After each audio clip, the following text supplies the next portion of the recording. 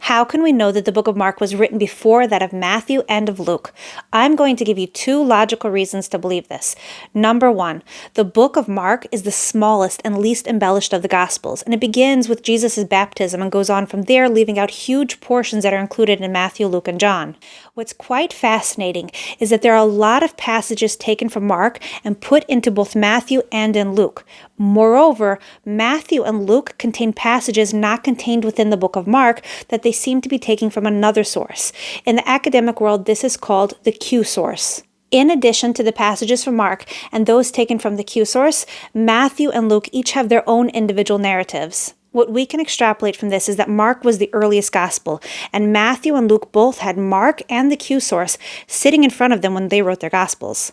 According to this information, the virgin birth was only introduced into the world of Christianity after Mark was completed. Can we find proof for the theory that Mark had never even heard of the virgin birth? The overriding theme inside the book of Mark is that Jesus was a miracle worker. He was going around, he's performing miracles, and nobody knew who he was. Even his own disciples were asking, what manner of man is this? And it's only the centurion that recognizes that he's truly the Son of God. Nobody else gets the message.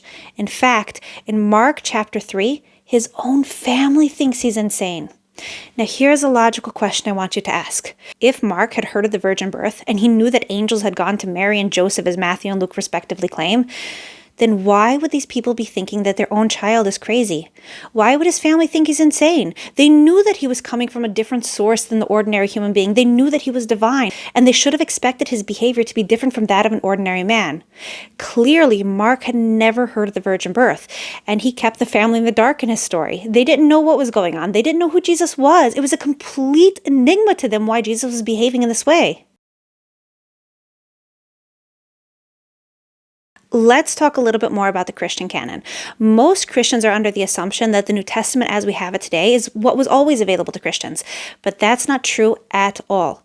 The 27-book New Testament canon that Protestants are familiar with was only finalized at the end of the 4th century. Until that time, Christians had letters from different writers, and churches got to choose which letter they believed to be holy, and they would structure their church life and their beliefs around those letters.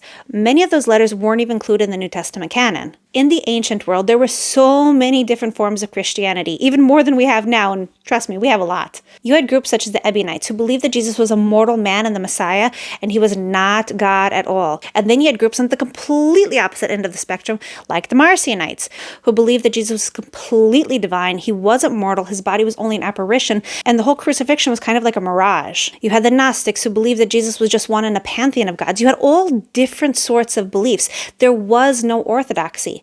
Slowly over time, these beliefs began to be refined and changed.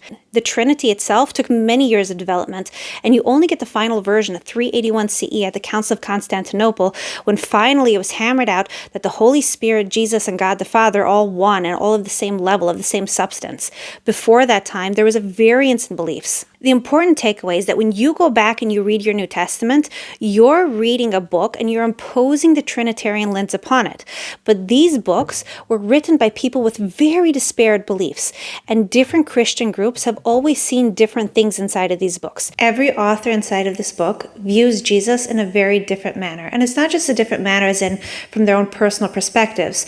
No, they're viewing his entire divinity in different ways. They're viewing theologies in different ways. It's not a unified book because it is not from God. Unless you understand the Greco-Roman world, you're not going to understand the way each of these thinkers thought. And unless you understand the God of Israel, you're not going to understand that this book is completely not of God. It's so important to go back and to learn the Torah in its original context in order to understand who God is and who he's not.